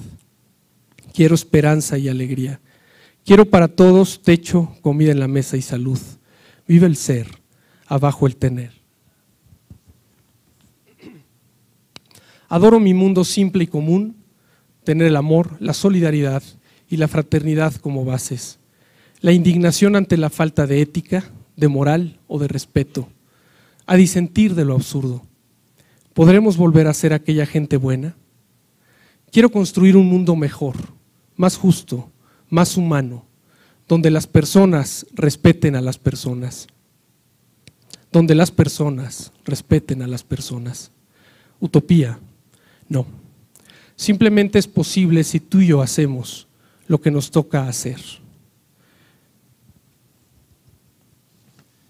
Esta es una carta que a lo mejor hace sentir lo que todos quisiéramos, porque a veces hablamos mucho hacia afuera y cuáles son las estrategias que tenemos que llevar a cabo, y créanme que hay que ir por ellas y con toda la fuerza y más que nunca. Pero se nos está olvidando de dónde vienen muchos de estos problemas, y ya se mencionó muchísimas cosas de estas. Solamente la invitación y la reflexión que hemos hecho en México durante varios meses es que, por supuesto que hay que estar encima de la autoridad, y allí estamos, le consta. Pero no podemos tomar tampoco esa actitud maniquea de que todo lo que es malo, la culpa la tiene la autoridad, y que todo lo que es bueno es por los ciudadanos. Lo que nos queda claro es que a los que estamos aquí es una participación precisamente ciudadana, y estamos aquí precisamente por eso, porque ahora es tema de prioridades. ¿Cuál es la prioridad, al menos para nosotros? Y la prioridad, independiente a la estrategia, que hay que pensarla bien, es recuperar México. México se nos está cayendo, es cierto. México se nos está cayendo. La prioridad es recuperar México. Ese es el proyecto que estoy seguro que nos tiene aquí reunidos. ¿Cómo le hacemos? Nosotros tenemos solamente una respuesta para ello, independiente a lo demás. O nos activamos y fortalecemos el músculo social, o nada va a cambiar. Por más leyes, por más cambios, por más chalecos y por más dinero. O nos activamos y realmente nos reorganizamos y nos ordenamos como una sociedad inteligente, activa y despierta, o las cosas no se van a mover. Para alcanzar algo que nunca has tenido, tendrás que hacer algo que nunca hiciste. Y hay grandes problemas y riesgos en esto, y se los digo porque llevo trabajando mucho tiempo en las organizaciones sociales, y el principal problema que tenemos es precisamente que entre nosotros no nos podemos poner de acuerdo. Yo creo que es un problema nacional. Hay un exceso de protagonismos. No es solamente un miedo a lo que pase, también eso existe. Hoy por hoy, no avanzamos más porque entre nosotros mismos nos hemos hecho daño, mucho daño. Nos hemos pisado y nos hemos jalado. Lo veo y lo vivo todos los días. Nos pasa en la familia, nos pasa en la empresa, nos pasa en el gobierno, nos pasa en la Cámara de Diputados, nos pasa en la selección mexicana de fútbol, nos pasa en las organizaciones sociales. El llamado es a reconstruir un músculo social serio que levante la mano cuando la tiene que levantar, lo decía Gerardo Laviaga, y que pueda participar, no pidiendo permiso, sino tomando el espacio que nos corresponde. Muchas gracias. Como se pudo apreciar de esta primera ronda, el tema es altamente sensible, es altamente complejo y por ende, y voy a decir una verdad de perogrullo, no existen soluciones fáciles. Es un problema que se tiene que atender con una gran transversalidad. Y yo celebro profundamente que se celebren este tipo de foros, donde empezamos a discutir, donde empezamos a analizar, donde vamos poniendo puntos sobre las IES en un tema al cual hasta hace muy poco, como sociedad civil, se tendía a ser refractario. Ahora, déjenme entrar en materia sobre una iniciativa que acaba de presentar la administración del presidente Calderón y que ha sido polémica. La iniciativa para crear policías estatales con mando único. Y aquí trato de explicarlo de manera sucinta. En México somos 2.439 municipios, de los cuales 417 no tienen cuerpo policial. Y de los que sí lo tienen, el 88.5% tiene menos de 100 elementos. Si consideramos que se trabaja por turnos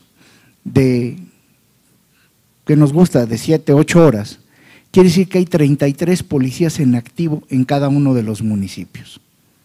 Y hoy por hoy, los delitos que más se cometen en nuestro país son los delitos que son competencia del fuero común: el robo, la extorsión, el secuestro. Y ahí necesitamos entonces que las policías de los ámbitos locales realmente combatan al delito. Hoy en día no lo hacen. Las policías municipales fueron creadas para hacer valer los bandos de policía y buen gobierno, pero hoy en día, insisto, necesitamos que ellos combatan a la delincuencia. Imaginémonos una pirámide, ayúdenme en este ejercicio de imaginación, donde en el vértice de la pirámide están los delitos de alto impacto, como puede ser narcotráfico, tráfico de armas, tráfico de personas, trata de blancas, etcétera. Y ahí están los más, pero lo digo con ironía y entrecomillado, los más conspicuos delincuentes.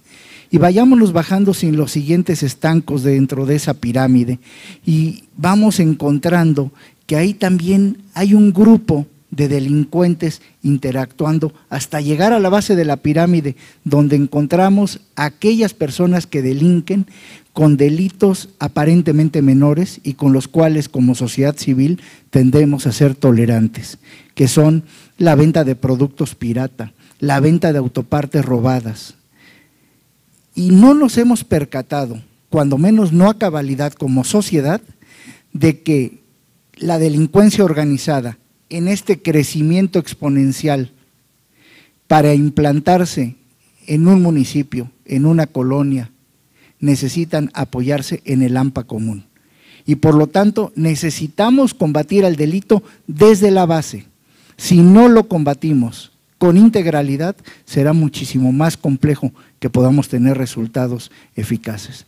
De nueva cuenta, agradezco la invitación, celebro este tipo de foros y ojalá en la parte de preguntas y respuestas podamos profundizar en algunas de las polémicas que se han presentado aquí en el estrado. Muchas gracias. Como se ha dicho, el problema de la seguridad es un problema que tiene muchas aristas y el problema de la seguridad está exacerbado por el tema del narcotráfico. La estrategia del presidente Calderón de combate frontal es un elemento esencial de la lucha a la que nos enfrentamos.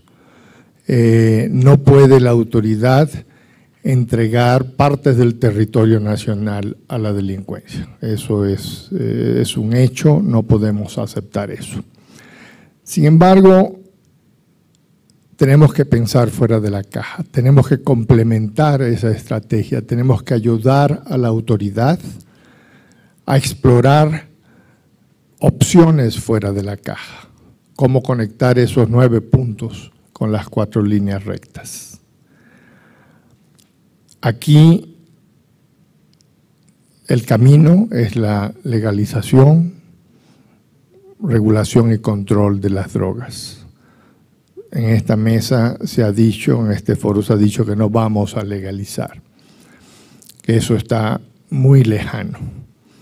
Obviamente es un problema que no podemos hacer solamente en México, es un tema global, tiene que ser una solución global y somos el principal proveedor de drogas en el mundo y tenemos a nuestro lado al principal consumidor de drogas en el mundo. Somos las 2 partes interesadas más importantes que existen en el planeta que debemos sentarnos a la mesa a explorar. Se piensa que no se puede legalizar, que eso está muy lejos. Sin embargo, apenas la semana pasada el presidente Obama comentaba que el problema de la violencia en México está causado por el consumo de drogas en Estados Unidos. El mismo presidente de Estados Unidos. Tenemos que aprovechar esa ventana, tenemos que encontrar una rendija para iniciar un diálogo con los americanos en busca de un nuevo paradigma, un paradigma que nos permita desarrollar una solución de mediano o largo plazo fuera de la caja. Mientras tanto, tenemos que buscar una política, una estrategia de transición que nos permita fortalecer a las instituciones en México, fortalecer nuestro sistema de justicia para acompañar ese esfuerzo de una despenalización global. Muchas gracias, agradezco la participación, la invitación. Gracias. Yo me quedo con varias cosas que recogen un poco el sentir del panel. Yo creo que todos estamos de acuerdo en la necesidad imperiosa de ir fortaleciendo gradualmente las instituciones del Estado. Eso significa darle más recursos, más capital humano, más tecnología, mejores leyes, etcétera. Eso no, también yo creo que hay un acuerdo de que eso no va a suceder rápido, que es un proceso generacional. Yo creo que hay un segundo acuerdo en la necesidad de ir enfrentando y conteniendo de manera directa los problemas de violencia. Los problemas de violencia. Como lo mencionó Eduardo Guerrero, hay maneras de ir afrontando esos problemas que no necesariamente requieren esperar hasta la transformación radical de nuestras instituciones. Un tercer componente que yo creo que también es común es que no hay demasiadas alternativas a lo que se está haciendo. Sí podemos y sí debemos ir revisando de manera gradual nuestra política en materia de control de narcóticos, pero también debe quedar claro que eso no va a suceder mañana. La rendija de la que hablaba el maestro Ferragut también es una rendija muy estrecha. El presidente Obama dijo que el problema de la violencia en México es provocada por las es provocada por la demanda de drogas en Estados Unidos. Su procurador, el procurador Holder, 3 días antes dijo que se iban a oponer de manera frontal a la posible legalización de la marihuana en California. Hay también un acuerdo en la necesidad de atender las causas sociales profundas del fenómeno de violencia e inseguridad.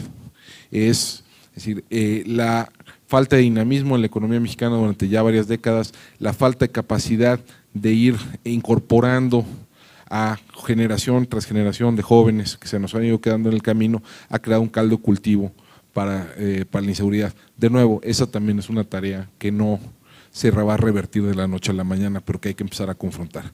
Y por último, me quedo con la necesidad, yo creo que compartida, de ir incorporando de la mejor manera posible a la sociedad en la tarea.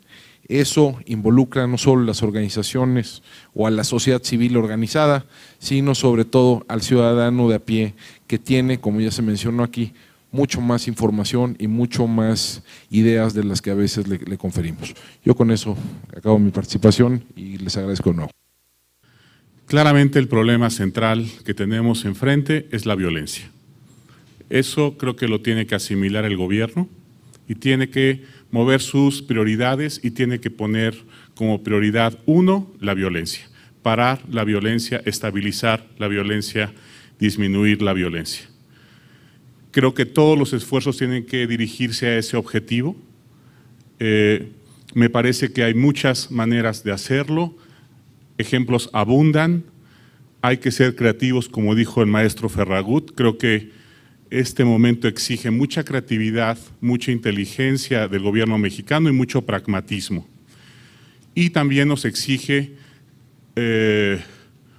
esperanza, optimismo, en el sentido de que sí se pueden cambiar las cosas pronto, porque esta actitud de que, bueno, las cosas no sirven, pues no podemos de la noche a la mañana crear una nueva policía, un nuevo país, etcétera, pues sí, suenan bien, pero no, me parece que no son viables frente al problema que tenemos. Tenemos que hacer, ante un momento extraordinario, también tenemos que hacer un esfuerzo excepcional.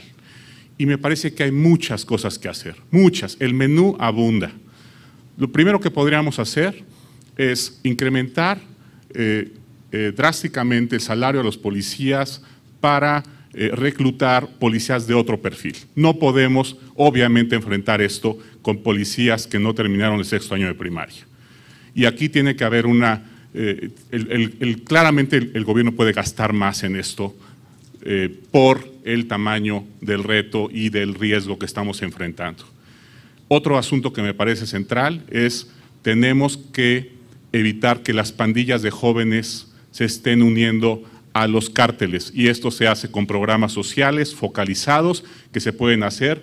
El próximo mes se puede diseñar los programas y se pueden implementar dentro de 6 meses. Eso no es no es cosa de un premio Nobel. Esto lo puede hacer cualquier funcionario de nivel medio de una Secretaría de Estado y me parece que no es la gran cosa ni exige gran inversión. Tienen que focalizarse los esfuerzos para prevenir que estas jóvenes, estas pandillas se unan con el crimen organizado y hagan más grande el problema. Otro, tenemos que generar los incentivos para que los 3 niveles de gobierno alineen sus esfuerzos hacia el objetivo de disminuir la violencia. Y me parece que esto no tiene que pasar por una reforma constitucional, tienen que sentarse gobernadores, presidente y presidentes municipales a dialogar, a ponerse de acuerdo en dónde hay que combatir la violencia y generar algunos tipos de incentivos basados en resultados de la estrategia para que quienes estén dando resultados para disminuir la violencia reciban más recursos, quienes no lo son, menos recursos. Ese tipo de incentivos presupuestales que son muy eficaces y que son de corto plazo. En fin, no quiero extenderme demasiado, claramente hay un menú enorme de medidas de muy corto plazo que se pueden implementar. solamente basta con la voluntad. Si no lo hacemos ahora, dentro de un año estamos perdidos porque se va a politizar todo esto. Empieza el asunto de la sucesión presidencial, las elecciones de 2012, y toda la discusión se va a volver una discusión de que se van a aventar la bolita a los políticos. Tú tuviste la culpa, no tú, el gobernador, fue el presidente municipal, y obviamente va a ser puro discurso hueco. De ahí no vamos a generar ninguna propuesta creativa, interesante, concreta, eficaz. Tiene que hacerse en los próximos 5 meses, si no ya no apareció, y se nos van a amontonar los muertos hacia fines de sexenio, y a ver cómo recibe el país el próximo presidente de México. Con una tendencia a la alza de homicidios, con la inseguridad desatada, en fin, el escenario no es muy halagüeño si no tomamos medidas ahorita, inmediatas, de contención y disminución del problema de la violencia. Gracias. Yo quiero insistir en las causas más que en las evidencias. Me parece que es importante atender el fenómeno de la violencia que agobia varias partes del país, pero si no atendemos las causas que han generado, es decir, si nosotros seguimos siendo reactivos a las expresiones de la violencia, las condiciones de desigualdad, la fabricación de la violencia de género, las patologías sociales en general, pues van a persistir. Aquí el problema fundamental no es si persistir solo en una línea o esperarnos a largo plazo a que den resultados estas otras políticas. Me parece que tenemos que avanzar en un proceso de 2 velocidades, mantener la que se ha tenido, incrementar los niveles de coordinación entre las oficinas de gobierno en los 3 ámbitos, pero también resulta fundamental corregir las causas sociales. Llevamos décadas, llevamos generaciones destinando ingentes recursos a combatir la pobreza, y la pobreza aumenta año con año. Mientras no modifiquemos, mientras no haya una mudanza de prácticas sociales, va a ser muy difícil. Déjenme ponerles un ejemplo denigrante en esta Cámara de Diputados. 14 mujeres fueron registradas como propietarias para ocupar sus cargos en el Congreso, y apenas entraron fueron obligadas por sus… bueno, ellas ya sabían, era lo peor, que el asiento parlamentario no era para ellas, sino para el suplente. Es decir, los partidos políticos que deben de ser la vanguardia de la promoción, hay que decirlo también, descargo, el único partido que no hizo eso, de esos 14 casos, fue el Partido de Acción Nacional, fue el único que no se prestó a esa bajeza moral contra las mujeres. Se prestaron a que las que eran propietarias no eran para ellas la curul. Es decir, ¿qué sucede cuando las evidencias de la práctica política son de esta magnitud? ¿Qué podemos esperar los ciudadanos? Es decir, si nosotros no observamos que, y no es que le eche la culpa a los políticos o a los funcionarios, sino me parece que están ahí justamente porque son los mejores, están cumpliendo una función de representación, de hacer cumplir la ley, así juran, así toman protesta. Entonces, esto es muy importante, porque entonces, ¿quién lleva la mano en este juego? La sociedad no debe de ser incorporada a las políticas del gobierno, la sociedad debe avanzar por su parte, con sus propuestas, con sus señalamientos, con sus observaciones, solicitar rendición de cuentas. Esa es la función de la sociedad, es la función de los observatorios. Y en esa medida me parece determinante que insistamos en la corrección de nuestras prácticas sociales a partir de estas fórmulas que tienen que ver, que ni siquiera son programas que requieren mucho dinero, como lo plantearon estas mantas impresas que han aparecido en varias partes, entre ellas en Cuernavaca, que es donde yo vivo. Conoce a tu vecino, ese es tu mejor aliado. Retomar la confianza.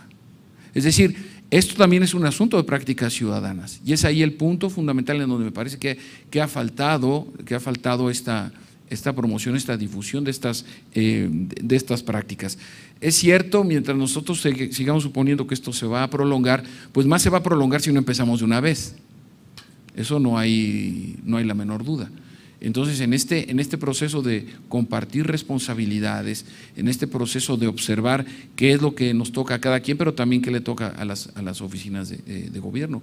Por eso sí hay que asumir las responsabilidades, y en ese sentido insisto, ir a las causas. Es decir, las causas que generan la pobreza, la marginación. Ahí están los indicadores de nuestro sistema educativo. incluyendo a las escuelas públicas y privadas. Aparecemos en los últimos lugares de rendimiento escolar. ¿Qué va a pasar con esos estudiantes de primaria o de secundaria cuando lleguen a mis aulas en la UNAM, donde yo doy clases? ¿Qué va a pasar? ¿Cómo les voy a pedir que lean si no saben leer? ¿Cómo les voy a pretender que tengan interpretación de datos estadísticos si no lo saben interpretar? Entonces no es solamente un problema que tenga que ver con la expresión virulenta, sangrienta de la violencia, organizada o no, ese no es el problema, sino también otro tipo de violencia soterrada más dañina, como es la violencia intrafamiliar, como es la violencia de género. Entonces, me parece que ahí está un punto fundamental. Una democracia no puede florecer en medio de una sociedad pobre. Eso es un principio elemental de la ciencia política. Entonces, mientras tengamos estos niveles de empobrecimiento, va a ser muy difícil. Cuando yo escucho a mis colegas discutir que si la democracia aquí, que si la democracia allá, los datos de la PGR no dejan lugar a dudas. La mitad de la población maltratamos a la otra mitad de la población. Los hombres maltratamos a las mujeres. ¿De qué democracia me hablan? ¿De qué prácticas de respeto a la legalidad estamos hablando? Entonces, ese es un punto fundamental. Me parece un punto determinante para que entonces las distintas prácticas puedan florecer. Por eso di un diagnóstico de lo que Waldman, un jurista alemán, denomina el estado anómico. El estado anómico es aquel que no tiene la capacidad para hacer reproducir las prácticas sanas en una sociedad. Gracias. Bueno, brevemente un par de puntos. Yo creo que en fin, hay varias posiciones, los más optimistas que otros. Yo sigo siendo pesimista, será porque los años el mundo me ha hecho así, como diría la canción. Yo honestamente sí, creo que se puede hacer más de lo que se ha hecho, pero no sé qué tanto más. Yo sí creo que efectivamente hay un problema de violencia vinculada sobre todo al narco, ¿no? que está ahí presente, pero va más allá. Yo creo que sí hay que distinguir, y no estoy diciendo que una cosa sea más grave que la otra. Digo que evidentemente que un narco mate a otro narco es grave porque te vulnera el Estado de Derecho y finalmente yo creo que el Estado tiene la obligación de proteger a todos los ciudadanos, aunque sean narcos. Si son narcos los tiene que meter a la cárcel y no dejar que los maten. Pero hay otra parte que quizás no se ha tocado mucho aquí y que tiene que ver con los delitos conexos al narco y que básicamente son extorsión, secuestro, en fin, una serie de actividades que concretamente desarrollan dos carteles de manera muy clara, los Zetas y la familia. En ese sentido, el cártel de Sinaloa es como más purista, más tradicional, son narcos, y claro, matan a otros narcos, pero no están metidos en eso. Por eso, de repente, algunos que dicen, es que el gobierno mexicano no ataca al cártel de Sinaloa. No, pues sí lo ataca, al menos de acuerdo a las cifras oficiales sí lo ataca, pero si yo fuera Estado y tengo recursos limitados, ¿a quién ataco primero? Pues a los Zetas y a la familia, que son los que me están generando más problemas de estabilidad, no porque el otro no sea grave, ¿no? Pero bueno, ahí hay un problema también de recursos.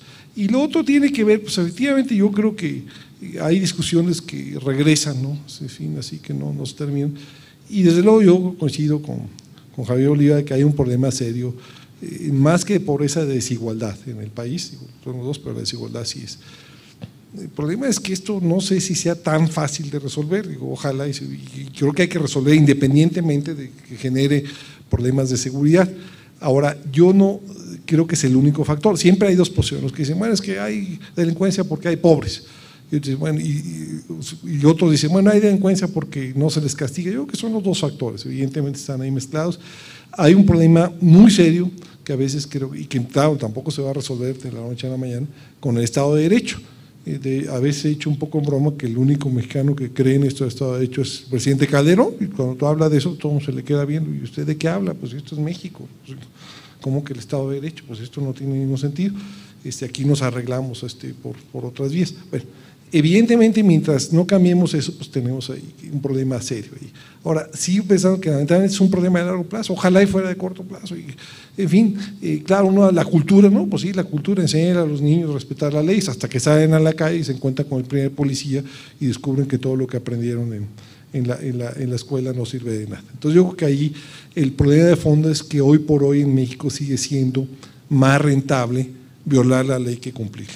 Los incentivos están puestos para que viola la ley. El que la cumple, pues es un idiota, pues esa es la verdad, ¿no?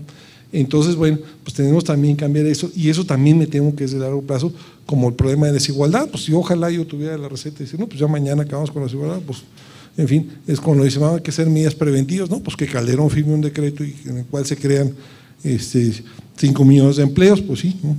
¿Cómo le hacemos? No. Ahora, es cierto, se pueden hacer unos programas focalizados, yo coincido en eso, que no requieren tanto dinero, pero el problema sí creo que, y ahí sí aparece mi lado pesimista, que es más estructural, lamentablemente. Y bueno, pues yo creo que esta es una discusión que va a seguir ahí. En fin, yo como realmente estoy en la academia y no tengo por qué darle soluciones a nadie, pues cuando me preguntan cuál es la solución, pues no hay. Y claro, todos se enojan conmigo porque ellos esperan que yo les diga la neta del planeta, pues no, yo no veo.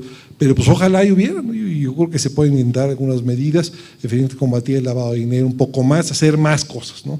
Pero aún así, yo insisto, debe ser los años. Yo ya empiezo a creer que en mi tiempo de vida no vamos a ser campeones mundiales de fútbol, ¿no? O sea, yo ya empiezo a pensar que estas cosas pasan. Pero bueno, en fin, pues vamos a ver. Aquí han salido muchas ideas. Si se hiciera la mitad de lo que se ha dicho aquí, pues seguramente no estaríamos viviendo lo que estamos viviendo, pero eso ha sido una situación del país de toda la vida.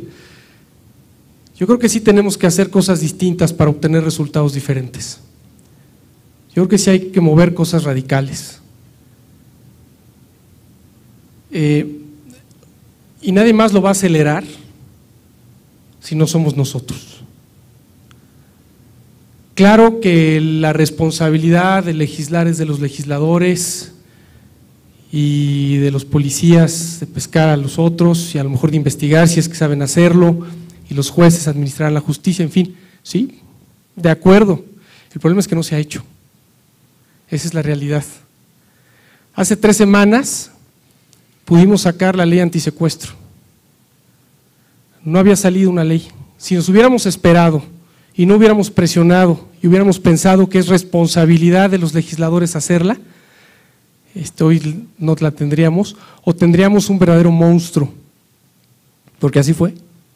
Tuvimos que presentarnos 3 veces al Senado y otros tantos a la Cámara de Diputados y echar a andar prácticamente lo otro.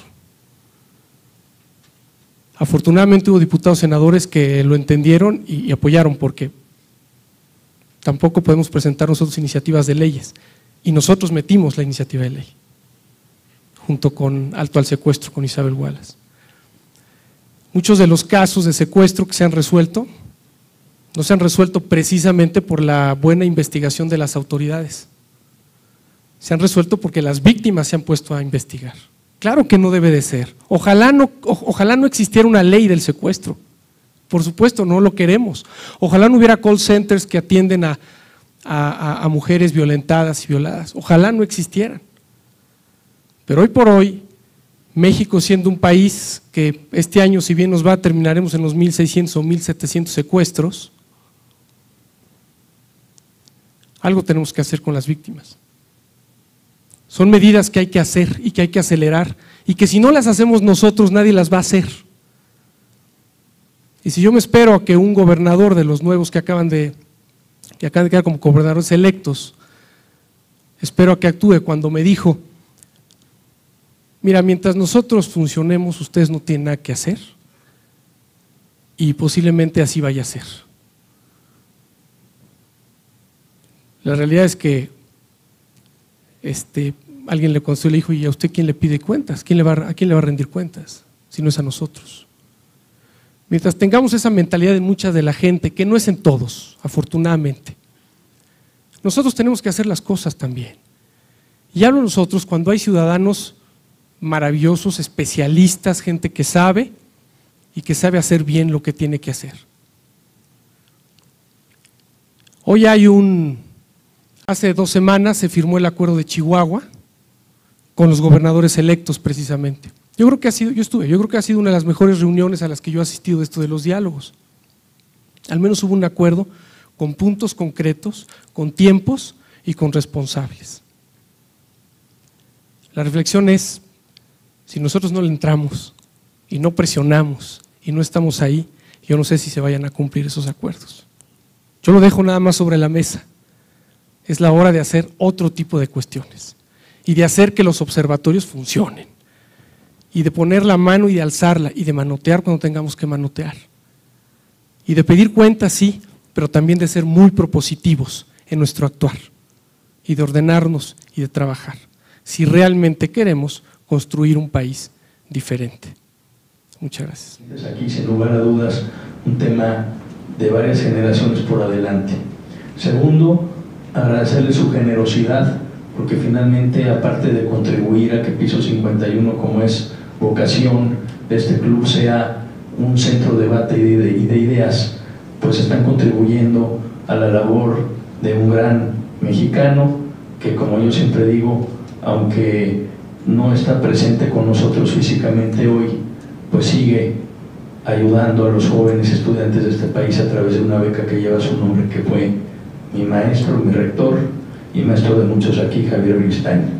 En nombre de él y en nombre de su esposa, que nos honra con su presencia aquí, y de todos quienes fuimos alumnos de Javier, pues de verdad es un gusto que hayan accedido a dedicar su tiempo para ilustrar a todos los que estamos aquí presentes. Y tercero, agradecer al auditorio, como siempre, por venir. Creo que México, ya se dijo a lo largo de este foro, no va a cambiar si nosotros no ponemos todos un granito de arena, y yo creo que el simple hecho de interesarse, de venir, de participar, de aprender de quienes más saben, es una buena forma de empezar. Sin lugar a dudas nos llevamos todos lecciones muy importantes, gracias a todos los magníficos ponentes que tuvimos hoy. Muchas gracias a todos, buenas noches, y los invitamos a tomar un vino de honor aquí en el lounge del Piso 51, están todos invitados, ojalá podamos seguir platicando ahí. Buenas noches.